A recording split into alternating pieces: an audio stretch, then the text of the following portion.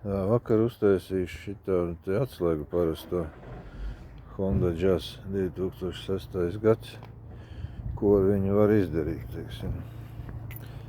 Durvis mums ir izslēgtas. Tā, var atslēgt durvis.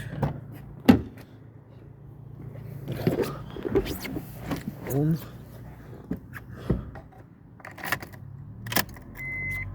ieslēgt aizdedzi.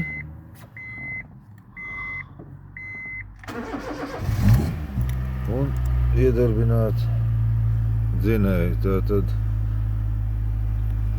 viss, kas mums vajadzīgs, lai varam mašīnu aizbraukt tur, kur mums vajag, izņemot, viņam nav pulca, kuru var atslēgt. Durvis jādara tas viss manuāli. Tātad šodien es to situāciju uzlaboju. Lūk, pievienoju šādu te pulti. Tagad man ir visas ekstras. Izslēdzam.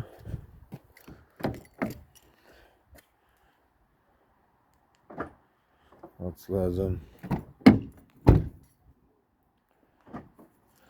Tātad, ko es gribēju to pateikt? Ja jums ir tikai šāda te atslēga, ar kuru var manuāli atslēgt durvis un, teiksim, iedarbināt dzinēju, bet gribās vairāk ērtības, tad jums nav obligāti jātaisa pilnvērtīga atslēga, kas ir daudz dārgāk. Ir iespēja vienkārši šādi pievienot šādu te pulti, praktiski pa kapējkām, un jums būs pilns komplekts.